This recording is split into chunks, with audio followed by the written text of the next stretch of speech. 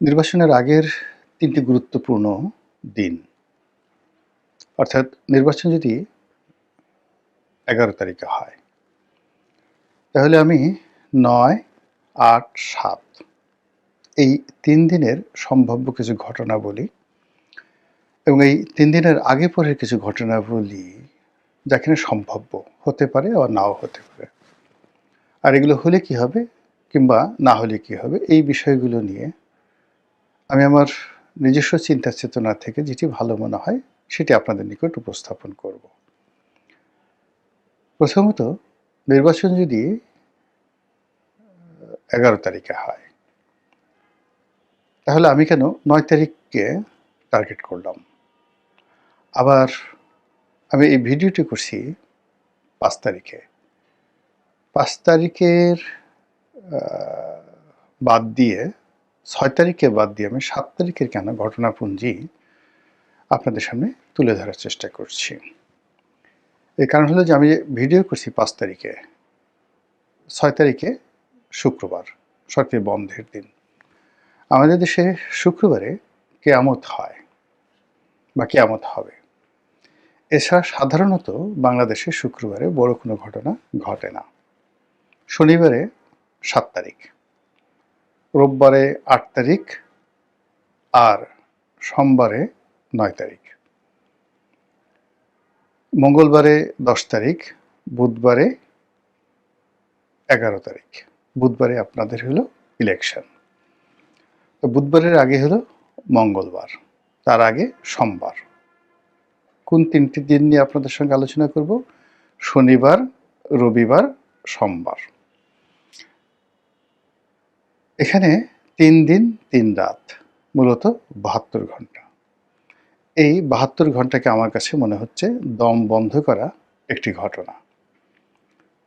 কী কী ঘটতে পারে, কেন ঘটতে পারে সে বিষয়গুলো বলবো। তার আগে প্রকৃতির কিছু লীলাখেলা বা ইতিহাসের কিছু লীলাখেলা আপনাদেরকে বলি। যখন দেখবেন যে বড় কোনো দুর্ঘটনা ঘটে কিংবা প্রকৃতিতে বড় কোনো পরিবর্তন আসে কিংবা কালবৈশাখী আসবে, ঘূর্ণিঝড় আসবে, সুনামি আসবে, তার আগে নির্দিষ্ট পরিমাণ আগে কতগুলো লক্ষণ প্রকৃতিতে ফুটে ওঠে এবং সেই লক্ষণগুলো আপনারা কম বেশি সবাই জানেন। আপনার সুনামির আগে, কালবৈশাখীর আগে প্রকৃতি অনেকটা নিস্তব্ধ হয়ে যায়, বাতাস প্রবাহিত হওয়া বন্ধ হয়ে যায়। তারপর চারিদিক থেকে কেমন যেন একটা শি শি শি শি, মানে অকারণ আওয়াজ আপনি দেখতে পাবেন বড় কোনো দুর্ঘটনার আগে। তো সেই দিক থেকে যদি ১১ তারিখে খুব ভালো একটি নির্বাচন হয়, আপনি চারিদিকে একটা মুখরিত অবস্থা দেখতে পাবেন, গুনগুন গুনগুন আওয়াজ, প্রকৃতিতে একটি সঙ্গীত, এবং এই সঙ্গীতটা বাজতে থাকবে এই শনিবার থেকে, শনি, রবি, সোমবার, এবং সেই সঙ্গীত কেউ থামাতে পারবে না। জামাত জামাতের মতো গাইবে, বিএনপি বিএনপির মতো গাইবে, এবং সবার মধ্যেই এই একটা তাড়াহুড়া থাকবে, একটা আবেগ থাকবে, একটা উচ্ছ্বাস থাকবে, একটা আনন্দ থাকবে, তার সঙ্গে সঙ্গে একটা টেনশন থাকবে, নিজে বিজয়ী হওয়ার বা পরাজিত হওয়ার, প্রতিপক্ষের বিজয়ী হওয়ার বা পরাজিত হওয়ার একটা আনন্দ এবং উচ্ছ্বাস, ভয় এবং আশা, যেটিকে বলা হয় খৌফ, ভয়, খৌফ এবং রিজ্জা। এই দুটো জিনিসের একটা সমন্বয় ঘটতে থাকবে। আর যদি ধরুন নির্বাচনে কোনো অশনি সংকেত থাকে, আপনি দেখবেন যে শনিবার থেকেই সব কিছু নীরব হয়ে গেছে, কোথাও কোনো গুনগুনানি নেই, মানুষ খুব সতর্কভাবে পা দিচ্ছে, আর রাস্তাঘাটে চলাফেরা ভীষণ রকম কমে গেছে। শনিবার থেকে রাস্তাঘাটে লোকজন চলাফেরা কমে যাবে, রবিবারে আরও কমবে, সোমবারে আরও কমবে, মারাত্মকভাবে কমবে। এরপরে আপনি দেখতে পাবেন যে আইনশৃঙ্খলা রক্ষাকারী বাহিনী, তাদের টহল মারাত্মকভাবে বাড়বে, মারাত্মকভাবে বাড়বে যদি নেতিবাচক হয়। আর যদি ইতিবাচক হয় তাহলে আপনি আইনশৃঙ্খলা রক্ষাকারী বাহিনী তাদের উপস্থিতি থাকবে কিন্তু আপনি টের পাবেন না। আপনার কাছে এটা দৃশ্যমান হবে না। এর কারণ হলো লোকের লোকারণ্য থাকবে। তো বহু সংখ্যক লোকের মধ্যে দৌড়োদৌড়ি, ছুটোছুটি, ঝাপাঝাপির মধ্যে, আনন্দের মধ্যে, গুঞ্জনের মধ্যে মিলিটারি গাড়ি কটা এলো, পুলিশি গাড়ি কটা গেল, আনসার কী করলো, ভিডিপি কী করলো, এগুলো নিয়ে আপনার চিন্তা করার কোনো সময় থাকবে না। ঘরে ঘরে ঘরে ঘরে প্রার্থীদের যারা লোকজন রয়েছে শেষ সময়টাতে তাদের অত্যাচারে আপনি অতিষ্ঠ হয়ে পড়বেন। প্রত্যেকটা লোক আপনার ঘরে ঘরে যাবে, কিন্তু এর যদি বিপরীত ঘটনা কোনো কিছু হয়, ঘরে কেউ যাচ্ছে না, আপনি নিশ্চিত ঝিম মেরে থাকতে পারেন যে খবরাখবর আপনার জন্য ভালো হবে না।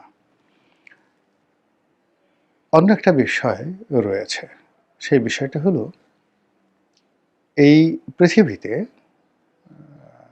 মানুষের মুখ দিয়ে যা বের হয় প্রকৃতি তাই ঘটিয়ে দেয়। কখনো এমন কোনো ঘটনা ঘটেনি যে ঘটনা ঘটার পর সকল মানুষ আশ্চর্য হয়ে গেছে।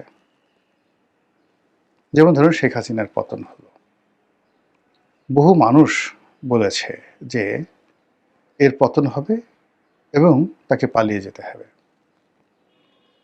তো সে যখন নিজে শেখ হাসিনা এর দ্বারা কতটা প্রভাবিত হয়েছেন যে তিনি নিজে বলতে বাধ্য হয়েছেন তিনি পালাবেন না, তার আশেপাশের লোকজন তারা বলেছে যে পালাবে না, আওয়ামী লীগের অস্তিত্ব থাকবে না, আওয়ামী লীগের অফিস খোলার মতো কোনো লোক থাকবে না। বলেন তো, এই কথাগুলো কি 2014 সন থেকে ঘাটে পথের সমস্ত মানুষ বলেনি? সবাই বলেছে এবং সেই ঘটনা ঘটে গেছে। বঙ্গবন্ধু মারা যাবেন, সপরিবারে নিহত হবেন, এটা না বললেও তিনি মারা যাবেন। তার মানে পরিষদবর্গ, তার নিজের আত্মীয় স্বজন, বিশেষ করে তার ভাই, অন্যান্য যারা আছেন নিকট আত্মীয়, আমি নাম বললাম না, এদের অত্যাচারে, জুলুমে মানুষ অতিষ্ঠ ছিল, ভীষণ রকম অতিষ্ঠ ছিল। ফলে কি হলো, যে যার অবস্থান থেকে বলতেন যে সর্বনাশ ঘটবে, নির্বংশ হবে, অপঘাতে মারা যাবে। এই সমস্ত কথাবার্তা কিন্তু ৭৩ সন থেকেই বলা শুরু হয়েছিল। প্রকৃতিতে সেই ঘটনা ঘটে গেছে। জিয়া রহমানের ক্ষেত্রে প্রযোজ্য। জিয়া রহমানের ক্ষেত্রে একটার পর একটা মিলিটারি কু হলো, আর অন্য যে ঘটনাগুলো হলো, সবাই আফসোস করতো না জানি কখন মরে যায়। সেই ঘটনাই ঘটল। এরপরে অন্যান্য যারা আছে, প্রেসিডেন্টের সাথ, জিয়াউর রহমান সাহেব, তাদের কথা বাদ দেন, বেগম জিয়ার কথাই চিন্তা করেন। এখন বেগম জিয়ার যে রাজকীয় জীবন, সেই রাজকীয় জীবনের সঙ্গে তার যদি মৃত্যু, অনেক মানুষ জানাজায় হাজির হয়েছেন, কিন্তু মৃত্যু পূর্ব সময় তার যে নিঃসঙ্গতা, তার যে অসুখ, তার যে বিসুখ, তার যে কষ্ট, তার চোখের সামনে তার যে মনোবেদনা, সব কিছু, তিনি একেবারে গাছ পাথর হয়ে গিয়েছিলেন, শোকে মুহ্যমান হয়ে গিয়েছিলেন। তো সেই মানুষটি মৃত্যুর আগে একবার দুইবার তিনি শুধু হেসেছিলেন শেখ হাসিনার পতনের পর। এই যে জীবনের ট্র্যাজেডি, এই ট্র্যাজেডির কারণটা কি? এই ট্র্যাজেডির কারণ আপনারা যদি খুঁজতে যান তাহলে অনেক কিছুই দেখতে পাবেন, বুঝতে পাবেন, যার ফলে আপনি একটা অনুসিদ্ধান্তে পৌঁছতে পারবেন যে এই পৃথিবীতে কোনো কিছুই আনটার্ন যায় না। আপনি যতটুক ভালো কাজ করবেন সে ভালো কাজের মূল্যায়নে পৃথিবী আপনাকে দেবে। শেখ হাসিনা যত ভালো কাজগুলো করেছেন আমরা বলছি, কিন্তু তার সঙ্গে সঙ্গে তার মন্দ কাজ যেগুলো হয়েছে, একটা মন্দ কাজের জন্য তিনি এই পৃথিবী থেকে শাস্তি না পেয়ে যাবেন না। এটাই পৃথিবীর নিয়ম। এখন তারেক রহমান সাহেব আছেন, শফিকুর রহমান সাহেব আছেন, ডক্টর মোহাম্মদ ইউনূস আছেন, এদের ক্ষেত্রে একই নিয়ম প্রযোজ্য। সেনাপ্রধান আছেন, গত 17 মাসে যা কিছু হয়েছে, এই যা কিছু হয়েছে এর মধ্যে কোন কথাগুলো সামনে চলে আসছে এবং যাকে বলা হয় বারবার মানুষ আলোচনা করছে। প্রথমত হলো মাস্টার মাইন্ড, এরপরে হলো ম্যাটিকুলাস ডিজাইন, এরপরে হলো পুলিশ হত্যাকাণ্ড, থানা পোড়ানো, পক্ষে পক্ষে কিচ্ছু বলছে না, কিন্তু মানুষ এগুলো নিয়ে কথাবার্তা বলছে। তো মেটিকুলাস ডিজাইন, থানা পোড়ানো, এরপর হলেও যাবে না, উনি যাবে না, এত সহজে ছাড়বে না। মানে এগুলো একজন দুজন নয়।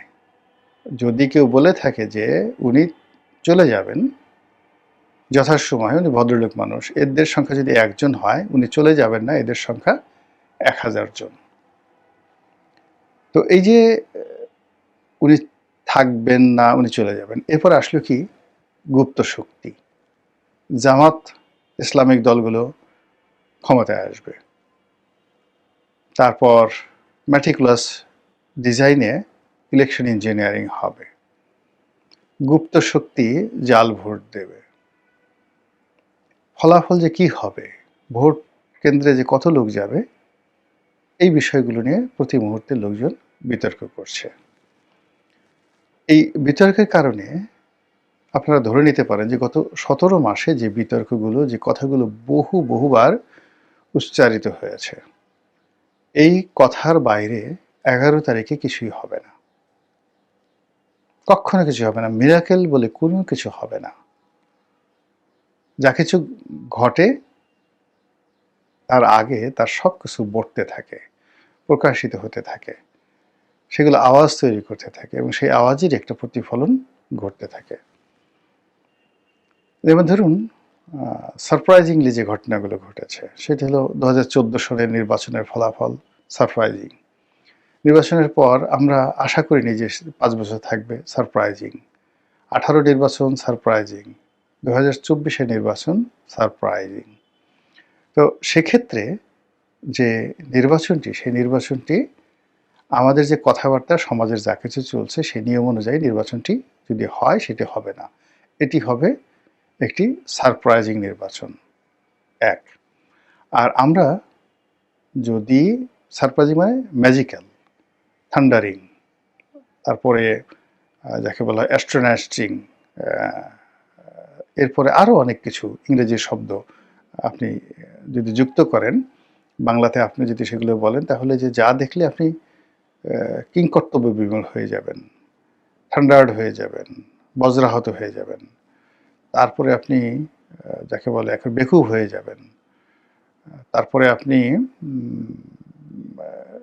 যাকে বলা হয় এটা কি করে হলো আফসোস করবেন। এই ধরনের নানা বাংলা শব্দ হতে পারে নির্বাচনের যে ফলাফল ইত্যাদি সব কিছু নিয়ে।